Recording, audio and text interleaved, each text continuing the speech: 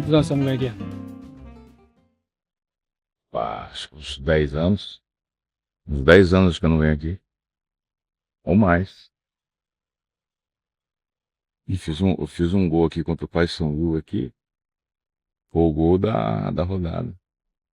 Driblei 4 jogadores. Saí, arranquei de trás. 95? 94. 94? Pela camisa? Camisa de 95, né? Eu tava com o cabelo assim também, um pouquinho. Acho que é 95, Era galã, né? 94. Além de jogar bem, era galã. Eu acho que o tempo foi generoso comigo também, não posso reclamar não.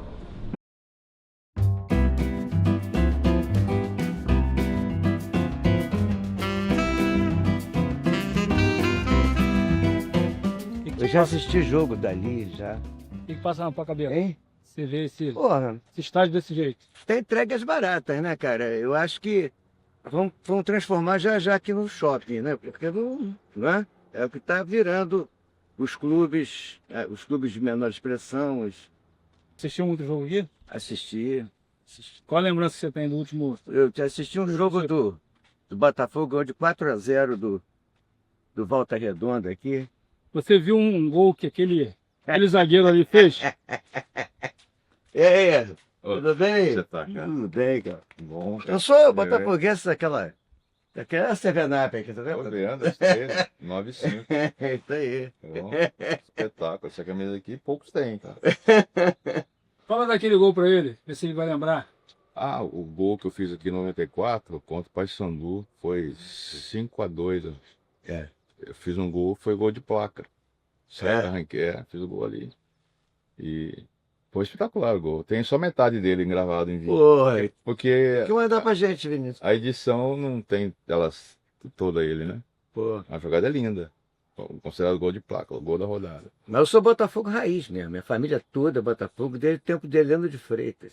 Eu tive o prazer de conhecer o Bebeto antes dele falecer. O presidente. Bebeto de Freitas, né?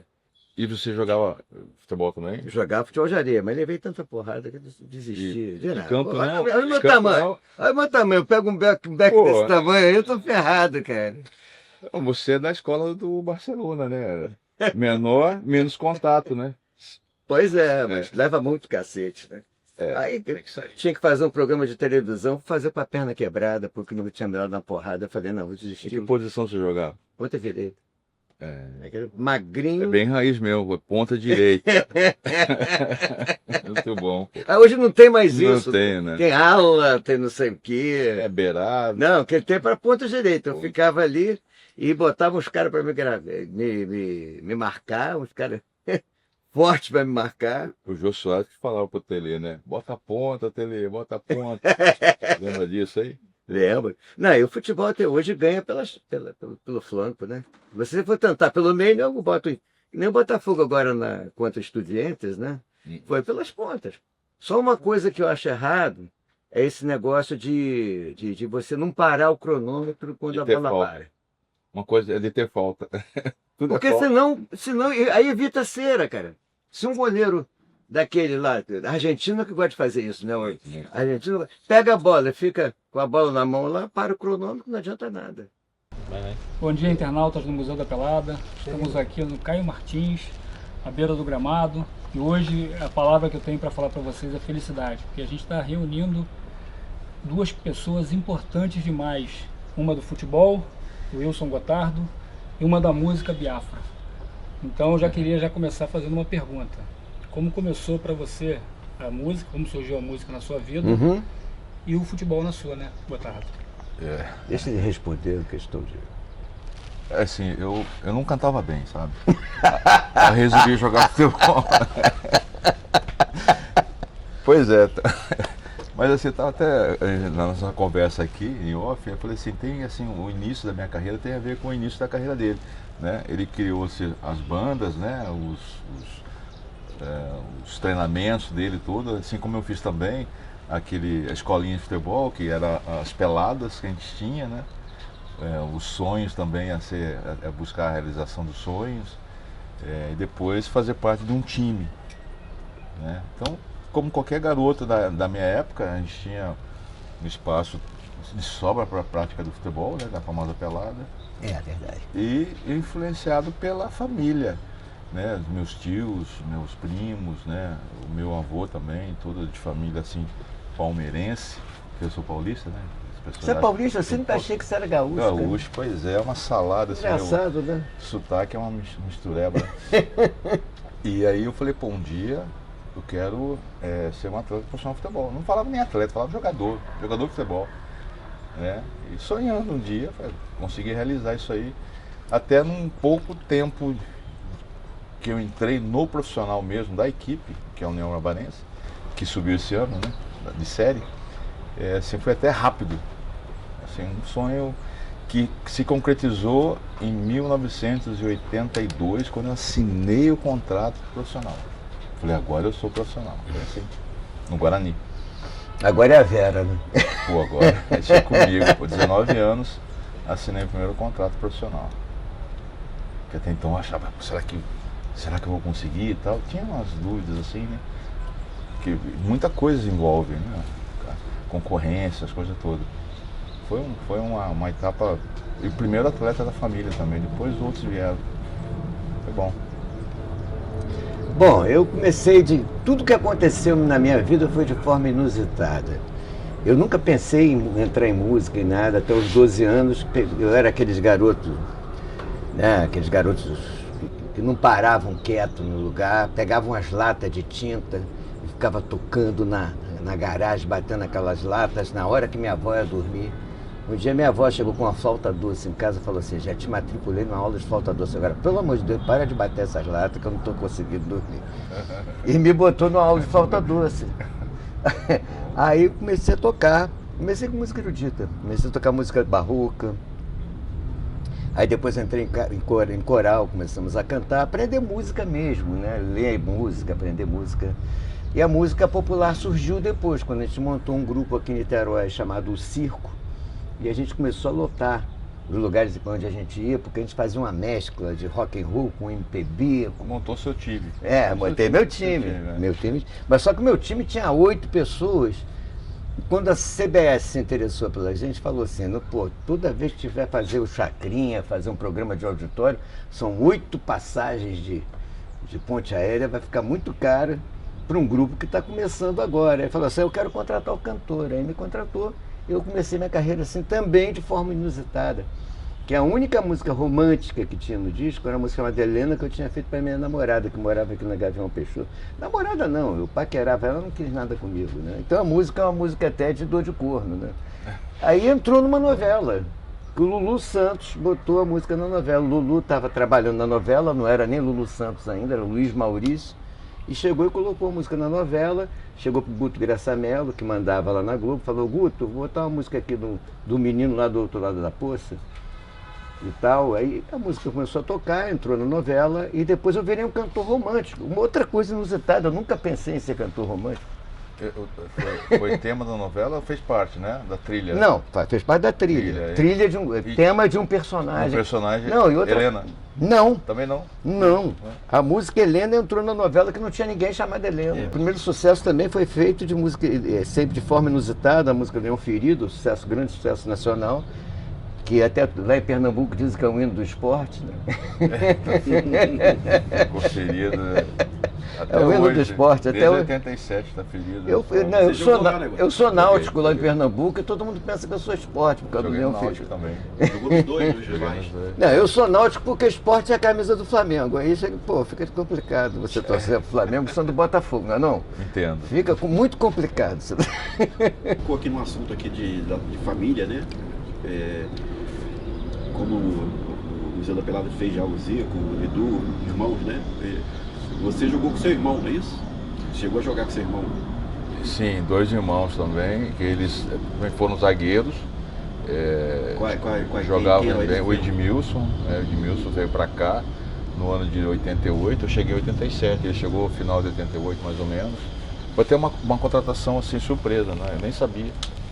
Foi um empresário que conversou com o senhor Emil Pinheiro, trouxe para cá. E ele estava jogando já na equipe principal da Internacional de Limeira. eu até falo para ele, um erro estratégico, não era para ele ter saído de lá, né? Porque a gente não tem uma cultura de ser dois irmãos jogando no mesmo time.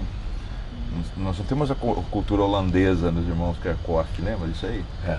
Dois ou três na mesma seleção, na seleção holandesa, quer dizer, não existe uma aceitação, né? E depois o Gerson também, um outro irmão também zagueiro, jogava muito bem, jogou no São Cristóvão aqui. E o Botafogo contratou também. Aí ele estava com a gente aqui em 95. Mas e hoje tem algum sobrinho jogando futebol? Alguém da família continua? Assim, tenho primos assim que estão iniciando, estão buscando espaço também, são jovens, né? Ainda existe muita concorrência, né, hoje em dia, né? E hoje virou, você vê, o garoto de 10 anos já tem empresário. Difícil, né? A concorrência é grande. Mas o mercado é isso, né? Se não tiver resiliência, não consegue também seguir. Tem muitos treinadores que estão na base e que eles almejam chegar na equipe principal. Porque base também é profissional, certo? Só que ele é tão talentoso, a capacidade dele é tão boa, né? Assim, um potencial tão bom que é melhor que ele continue na base. Porém, ele é mal remunerado. Então os clubes têm que entender, assim, treinador bom de base tem que se receber bem, um bom salário, para que ele possa revelar grandes atletas também, trazer retorno, dar um percentual desse valor, desse retorno do jogador para a comissão técnica. Comparar o profissional da base com os professores de lá de baixo. Tem que ser bem remunerados para poder a formação dos... Trazer bônus para esses professores, né, para o staff todo, né, dar um brinde, um mimo para vocês, revelou tal jogador. Então tem muita coisa que pode ser melhorada, mas ainda um pouco estreito aí, né, maneira de pensar. Sonho de Ícaro, pode refletir um pouco o sentimento seu de torcedor botafoguense com o momento atual? Voar, subir? Não tem nada a ver, porque eu sei que futebol ganha desgraçado. Eu sou Botafogo porque eu sou apaixonado por essa camisa aqui. E eu acho que porque eu jamais seria flamenguista, jamais seria fluminense também, né? O Botafogo tem a ver com o meu estado de espírito. O Botafogo combina com as coisas que eu acho. Por isso que eu sou Botafogo. Sou Botafogo na derrota, né? Na vitória. Tal. A gente está sempre xingando o time da gente. Né? Todo botafoguense... Imagina. Não. É sempre pessimista. Botafoguense é pessimista pra caramba. Pô, chato Você deve ter encarado. Tinha um cara aqui, cara, todo mundo mandava ele calar a boca, cara. Que ele saía, porra! Aqui no Caio Martins, que ele ficava perto do gramado, então. O cara era chato pra cacete. O time ganhando, o Botafogo quase fazendo gol e o cara enchendo o saco do ponta direita, coitado, que ficava ali, do cara que ficava pela direita ali. Então o Botafoguense é isso. É isso. É o Botafogo do João Saldanha. Já tem uma tradição que é muito crítico o torcedor do Botafogo. É muito crítico, mas é muito bom ser Botafogo. Otávio, como começou a sua carreira lá no União Barbarense? Até você chegar lá no time, como é que foi? Quem te descobriu pro futebol? É interessante, então, foi o roupeiro da equipe principal do União, ele me viu jogando um futebol amador e me convidou para ir lá. Fazer um teste. O que é um teste? É um coletivo, né? Fiz um coletivo lá e fiquei, né? E jogava, aí um dia completei o treino lá em cima, na equipe principal, como lateral. Eu jogava nas 5 atrás, né? Nas laterais, zagueiros e volante. Eu só não jogava na minha, que era de zagueiro, porque era difícil, zagueiro normalmente não sai, né? Não sei que seja expulso, assim e tal. E nas laterais eu joguei bastante, né, no campeonato, a segundona. Foi assim, então com 16 anos eu estava ali, fazendo parte já da base, que, né, se chamava juvenil, né? Juvenil. Infanto juvenil, juvenil. Sub, né? Tinha aspirantes. Isso aí também. Peguei o tempo do aspirante. Aí com 17, 18 eu já estava em cima, tapando esses buracos todos. Aos 17 eu vim para o Rio, fazer um passeio de colégio, né? De final de ano. Eu fui conhecer o Maracanã. Tinha lá o lado do turista. E eu falei, caramba, um dia eu vou jogar aqui. Com 17 anos. Com 19 eu estava jogando. Foi rápido, né? Que ótimo. Da segundona eu fui pro Guarani, e Guarani eu vim jogar aqui no... Então, no Guarani você já foi zagueiro. Como é que foi? Eu já fui como zagueiro, só que eu estreiei no Guarani como lateral direito. Lateral direito. Direito, né? Aí um dia eu tive chance de jogar na minha, foi contra a Ponte Preta, foi até o derby. Eu estreiei na minha posição jogando o derby. Aí eu fiz o gol da rodada, foi um gol muito bonito também. Esse gol tá na íntegra aí na internet. É imagem ruim, mas tá. É que tem gente que acha que o Gotardo começou a jogar com 28, 30 anos, né? Você jogar com 20 anos eu jogava também, tá, gente, né? É que esse pessoal não viu jogar, né? É um pouquinho diferente também. Você já chegou assim, né? Exato. O cara começou a jogar com 30 anos, 35. Não, pô. Tem porte físico de zagueiro também. Se você tivesse meu tamanho, você não poderia ser zagueiro nunca. Pois é, mas assim... Você ia perder toda na cabeça. Ainda mais hoje, né? Você lembra bem do Passarella, era pequenininho, 1,72m, 3. O Cannavaro também, o italiano, era pequeno, assim, para zagueiros, né? Para zagueiros. 1,75m, 1,78m, né? Mas hoje é muito difícil um zagueiro baixo dar sequência. Goleiro também. Goleiro. O goleiro ele já começa, assim, já na seleção que é feita na base, né? Qual é a sua estatura? Quando você tem 12 anos, 1,50m, não vai. Esquece, não vai dar. 12 anos. Você já tem que estar com 1,70m, mais ou menos. Você fazendo uma conta aí, já passa pela altura, pela estatura. Só que hoje já mudou um pouquinho, já trazendo mais uma informação. Eles estão buscando goleiros, nem tanto com a estatura, porém, mas que sabe trabalhar com o pé, né? Na construção. Eles estão focando isso como, eu acho que é mais importante do que até a estatura. Porque eu costumo dizer que os goleiros têm que se preocupar com a bola fácil. É verdade. A bola difícil, se conseguir defender, é lucro, né? E se entrar também não é culpa sua, né? Então, é difícil, pô. Se pegar, a gente fica feliz, né? A bola fácil que compromete. É verdade, é verdade. Você já nasceu em Botafogo? Já nasci em Botafogo. Meu pai levando no Maracanã. Eu peguei o finalzinho de carreira do Garrincha. Isso. E você nasceu no ano que o Botafogo aplicou uma goleada histórica em cima do meu Fluminense e foi campeão carioca. Foi 7-2. 7-2. Paulo Valentina. Eu acompanhava tudo do futebol. Hoje é que eu estou meio disperso. Quando o Botafogo está ruim, eu não acompanho muito, não. Quando o Botafogo está bom, eu... Aparece. Quando está ruim, eu fico vendo. Não, mas eu fico prestando atenção no que tem que melhorar. O Botafogo começou a pegar pique agora. Tomara que... O Flamengo vai ser o grande desafio do Botafogo. Então, se ele fizer um bom jogo contra o Flamengo, ele vai para frente. Se ele não fizer... Complementando a pergunta, então você nasceu campeão já, né? Já nasci campeão. E nasci na época de ouro do Botafogo. Didi, Garrincha, Zagallo, né? Aí depois teve o título de 68, você estava no Maracanã? Estava no Maracanã. Bangu e Botafogo, eu estava, aí Vasco e Botafogo, eu estava. Deu de 4-0 no Vasco, coisa maravilhosa. O que você lembra então desse jogo de 68? De 68, anos, né? Me deixou muito feliz. Eu tinha uns 12 anos, acho que eu tinha 11, 12 anos. 11, 12 anos, me deixou muito feliz. Eu também, ó. Como é que é? Cal Moreira, Zé Carlos, Leônidas Valtencir, Carlos Roberto Gerson, Rogério Roberto, Jairzinho, Paulo César. Jairzinho tá por aí, né? Roberto também, Roberto mora em Niterói, no Furacão. Passou por momentos bons e teve momentos que te deixaram muito mal no futebol. Qual foi o momento que mais mexeu com você como ser humano, como profissional? Profissionalmente, assim, eu acho que o momento de maior alegria, né? Toda conquista ela tem seu valor, tem essa importância. Mas a quebra de jejum, que foi do título estadual de 89, aquele foi emocionante. Pelo histórico todo, né, que vinha acontecendo já com o clube, a gente acaba sentindo isso na pele diretamente. Enfim, né, o dia a dia, cada campeonato era aquele mais um ano, né? E aí quando rompeu aquilo, né? Estancou aquilo, foi muito bom, né? A quebra desse jejum de 21 anos.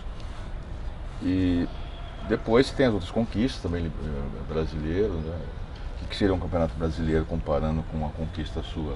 Sei lá, um disco de ouro, sei lá, venda de não sei quantos milhões de discos, né, na época. Mas então, o campeonato brasileiro é importante, né? Mas assim, um ponto negativo foi ficar fora de um jogo contra o Borussia Dortmund em 97, Cruzeiro e Borussia Dortmund lá. Eu fiquei de fora, foi uma opção do treinador, e uma opção que ali não envolvia nada tecnicamente, tá? Era pessoal. Alguma coisa diferente, assim, né? Ele fala que sim, mas Ele sabe muito bem que não era, a gente sabe que não era bem isso, mas ficou para a história. Dá o nome do O santo. treinador Quem é? é o Nelson Batista. Nelsinho. É. Otávio, vou te fazer uma pergunta, vou envolver 5, você é um multicampeão, vou envolver nessa pergunta 5 títulos que você conquistou. Queria que você falasse o mais importante e também, assim, a dificuldade desse título. Esse próprio Carioca de 89, Brasileiro pelo Flamengo 92, Brasileiro pelo Botafogo 95, Copa dos Campeões pelo São Paulo 95 e a Libertadores 97. Qual foi assim, a mais difícil para você? O mais difícil... Eu sei que todas foram difíceis, mas sempre tem uma que... O mais difícil, eu acho que o campeonato mais difícil de todos, para mim, é o Campeonato Brasileiro.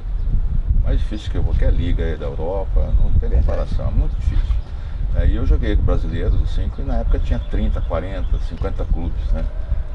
Era uma loucura, a logística também era muito difícil, mas o mais difícil é sempre o Campeonato Brasileiro. A Copa dos Campeões, que foi conquistada pelo São Paulo, quem não sabe, assim, foram os campeões que tinham disputado o Campeonato Mundial, né? Intercontinental. Só tinha 4, né? Grêmio, Santos, São Paulo e Flamengo, na época, né? Enfim, então foi feito um torneio e o São Paulo foi campeão, eu joguei esse torneio. Libertadores eu cheguei já no final da primeira fase, né? Não estava inscrito, mas pude presenciar, né, a campanha e a luta de todos eles que, né, estavam desacreditados, tinham perdido 3 jogos, né? Estava difícil de classificação, mas conseguiu classificar e depois conseguiu para o mata-mata. Aí no mata-mata eu já entrei também. Já foi também um campeonato bem difícil essa arrancada, né? Assim, então eu acredito que o brasileiro sempre é o mais difícil para mim. 92 foi difícil, o Flamengo não vinha fazendo uma campanha boa, né? E conseguiu entrar no mata-mata, aí cresceu nesse momento certo da competição. E em 95 praticamente jogou bem o campeonato todo. 1 ou 2 jogos que não foi assim tão bem, né? Oscilou um pouquinho, mas a competição toda foi bem. Jogava fora de casa, dentro de casa, com a mesma confiança. Estender a pergunta para você como torcedor. Qual foi o título que até hoje você, quando fecha os olhos... Teve aquele título 67, 68, que me marcou muito também, porque eu era criança, né? Então, criança sempre sente mais as coisas. E ganhou Taça Guanabara e Campeonato Carioca. Esse de 95 também foi muito empolgante pra gente, que a gente nunca tinha ganho, né? Tinha no tempo do Roberto Gomes Pedrosa, mas isso não vale, né? O título brasileiro mesmo, tá todo mundo jogando ali, o Botafogo 95, realmente foi... Aqui a camisa aqui. Esse refrigerante nem existe mais, né?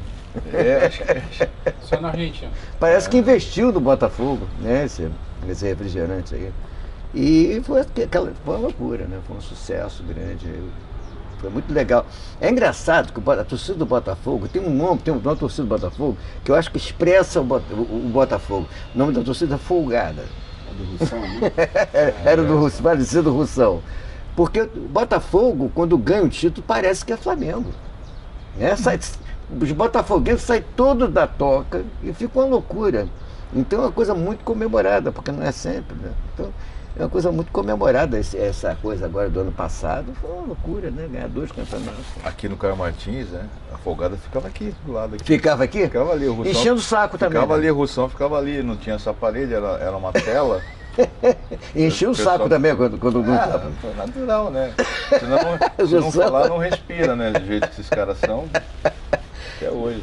Eu nunca fui fanático, não. Sempre, quando não tá bom, deixa pra lá. Mas quando tá bom, eu gosto muito. O espetáculo, para mim, o futebol é um espetáculo artístico. É como se eu fosse ver uma orquestra. O time bom, ele funciona como uma orquestra. Entendeu? Então eu gosto muito do jogo. Eu não gosto muito dos bastidores, né? Eu gosto mais de ver no campo.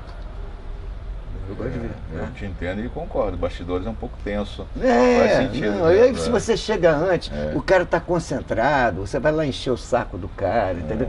O artista tem que estar concentrado antes do espetáculo.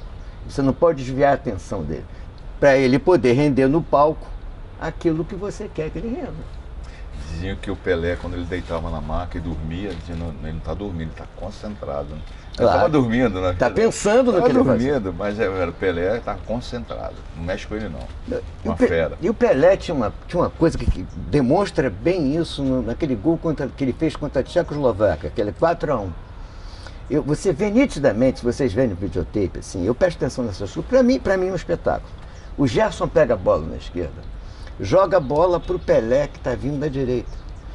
Você vê que o Pelé já está pensando no que ele iria fazer, antes da bola chegar. Aí ele pega, dá um chapéu no cara, com a perna direita e chuta com a esquerda e faz o gol. Então tem essas coisas de pensar na frente, né? O jogador, o craque pensa na frente. Ele não pensa na hora que a bola vai no pé dele. Eu vejo isso, como cantor, qualquer músico, ele está pensando no próximo compasso. Ele está cantando uma coisa, mas ele está pensando no próximo compasso. O que ele vai fazer depois daquilo que ele está cantando. Com uma pitada de improviso, algumas vezes. Algumas vezes. Uma Às vezes a pitadinha, coisa não rola. tem Não rola como aí- você queria, aí né? entra o talento, o improviso. Exatamente. Que Tem surpreende. que estar preparado. Mas isso é o mais gostoso de tudo. Isso. É você ser obrigado a improvisar e fazer bem aquele improviso. Quais as lembranças que vocês têm no dia do título de 89? O Biafra como torcedor, o dia dele como foi, e você, o dia, como é que foi seu dia até a conquista do título, como é que foi esse dia? Porque muita gente esquece que aquele jogo não começou ali. Ele começou no empate de 3-3, né? Que inclusive Que vocês foram salvos pelo Gonçalves, que depois formou uma dupla de zaga contigo, né? Chegou a jogar contigo. Salvo não, né? Foi ali, foi gol contra, na verdade, né? Então, quer dizer- No ano seguinte ele veio pro Botafogo.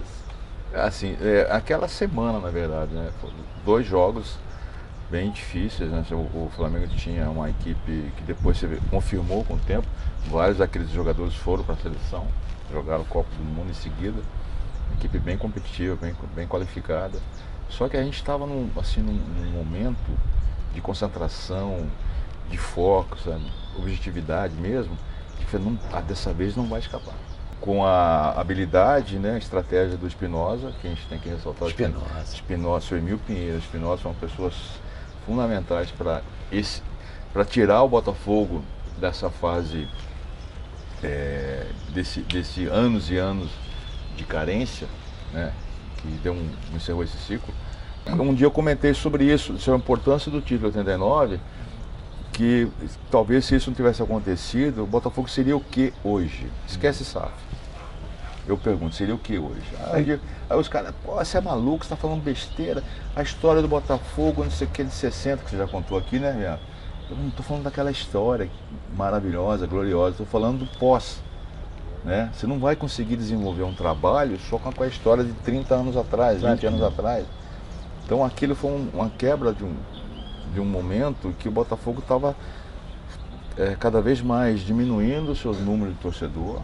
Porque eu lembro quando eu cheguei aqui, o que tinha de torcedores pelo Brasil, fazia jogos no Norte e Nordeste, era sempre assim, dividindo com o Vasco da Gama tem muito torcedor lá também, né? Sempre os estádios cheios, né? Muito botafoguense, né? E se você deixa de conquistar títulos, uma resposta longa, né? Deixa de conquistar títulos, você não tem ídolos, também não tem ídolos. Então o torcedor quer o quê? Ídolos e títulos. Exato. Simples, pô. Sem isso vai acontecer o quê? Tinha uma brincadeira do Fluminense, inclusive, sem querer te sacanear. Que naquela época o Fluminense quase vai para a 3ª divisão. Se você chegasse de camisa. Ele foi, pô. Se você chegasse foi de camisa campeão. do Fluminense, você pagava meia entrada. Chegasse camisa e calção, você não pagava entrada. Se você chegasse com o uniforme completo, você entrava para jogar. Tava assim, né? Pô, essa é boa, hein? Me fala aí, do seu dia, como foi o seu dia no título de 89? Meu dia não estava acreditando, entendeu? Eu estava na casa do meu pai, aí de repente, aí começou o jogo, ficou duro o jogo, né? Ficou duro, parece que o Paulinho Criciúma estava nesse time também, não estava? Paulinho era o Ficou time duro. que tinha uma ideia tática, que a gente não tinha um centroavante de área. Paulinho não era atacante Era de área. flutuante, né? Flutuava, e você tinha as beiradas, né? E tanto que o Maurício é que entrar. Maurício deu uma de Jairzinho naquele jogo ali. Maurício, Jairzinho fazia essa coisa na seleção. o famoso facão também. Exatamente. E o Valdir, você falou, lembrou do Espinosa? Espinosa, eu vi uma entrevista de Espinosa que foi uma coisa revolucionária. Que ele falou que a defesa já começava no ataque, né? A defesa começava no ataque, Sim. o ataque começava na defesa. Não tem esse negócio do ataque Sim. separado do meio de campo. Sim. Né? Acho que ele, no Botafogo tinha você pode falar melhor que eu. Era essa a recomendação que ele dava? Então, na época o futebol era assim, um pouco mais passado as linhas, né? É. Mas a ideia era isso aí, de construção. Compactar.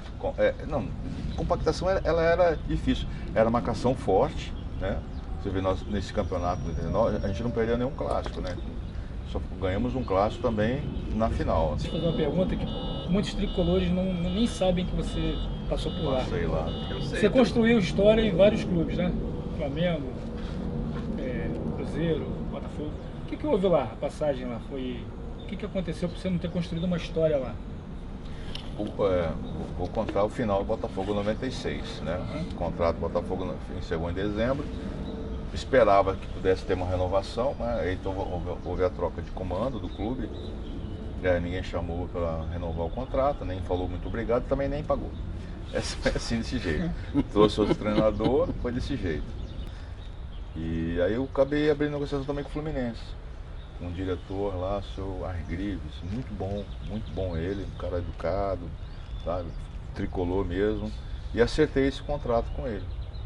Fui para lá, comecei a treinar a Laranjeiras e às vezes ia para Xerém. Era longe. E contrato vai e tal. E nisso o Cruzeiro demonstrou interesse em me contratar. O treinador do Cruzeiro era o Paulo Tuori, já tinha trabalhado com o Paulo no Marítimo Portugal e no Botafogo.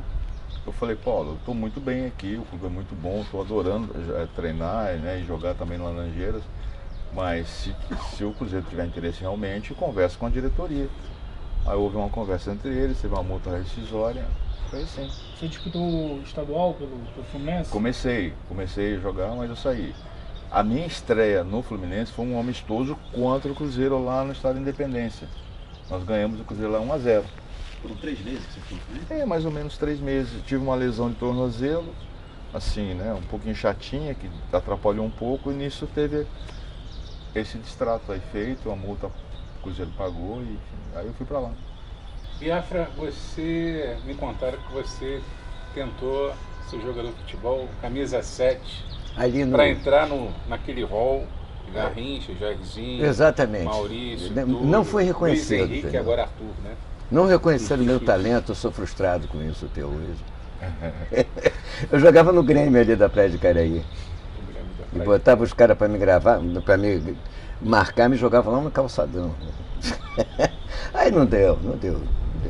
Realmente. Eu gostava muito de futebol, gosto até hoje, acho uma grande arte, mas deixa os artistas da bola jogarem, né? Você gravou 15 álbuns, vendeu mais de 8 milhões de discos, tema de novela. 12 temas. 12. O que falta pro artista, Biafra?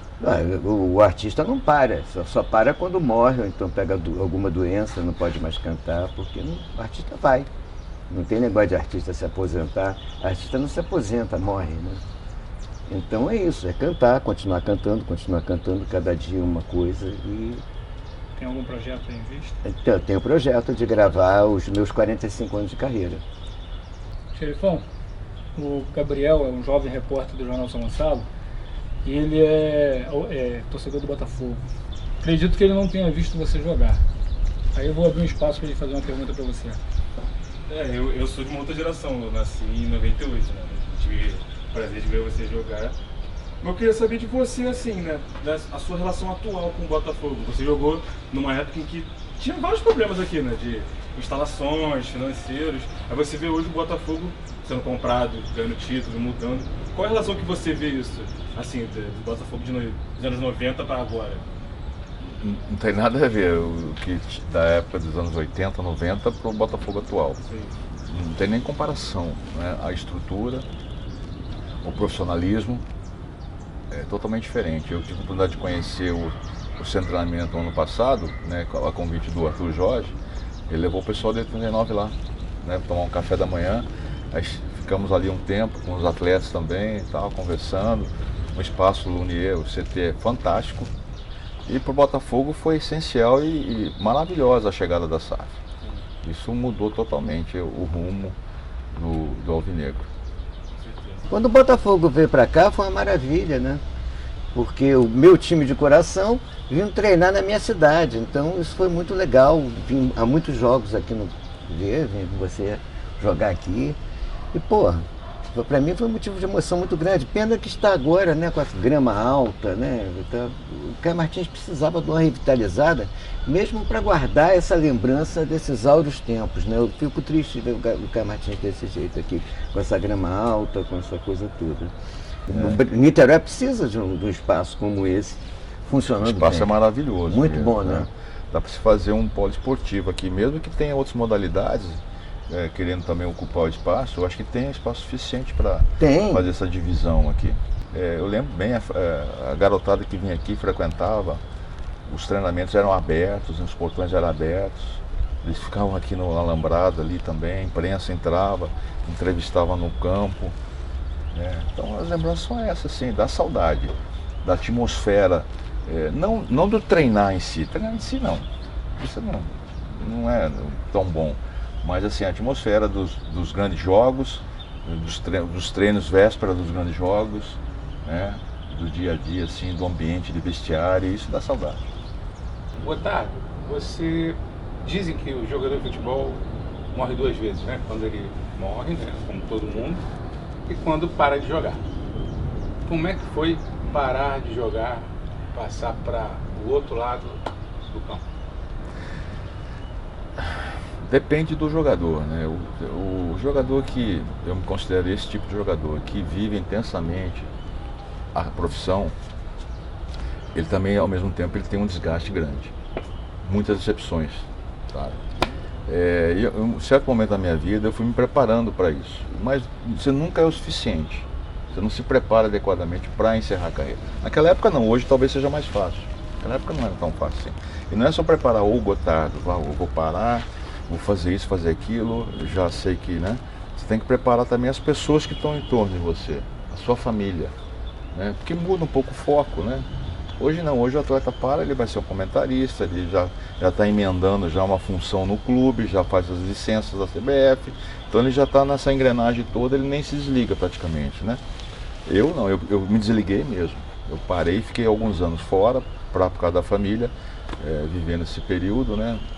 Tentando aproveitar um pouco mais o crescimento das crianças.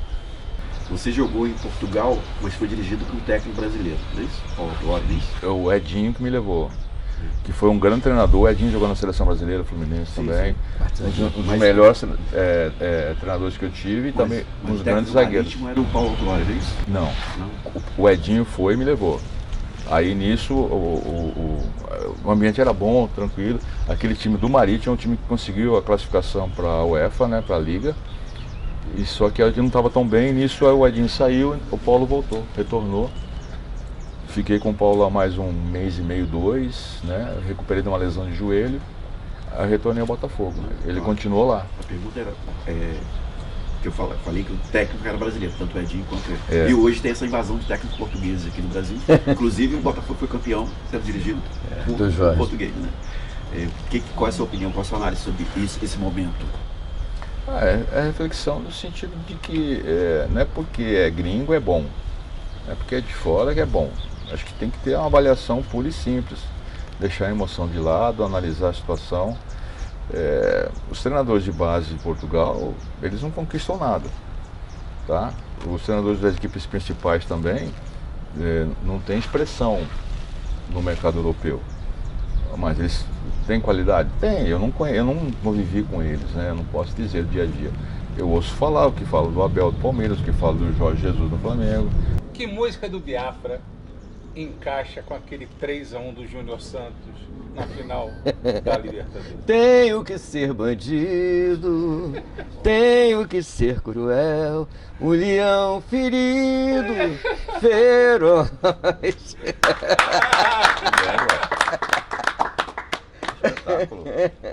Eu que agradeço estar do lado dessa lenda aqui, dessa lenda do futebol aqui, do meu Botafogo. Dei sorte, não marquei esse ponta direita, hein? Senão você jogava lá no calçadão. Me dá trabalho. Eu que dei sorte, eu não estava aqui vivo hoje.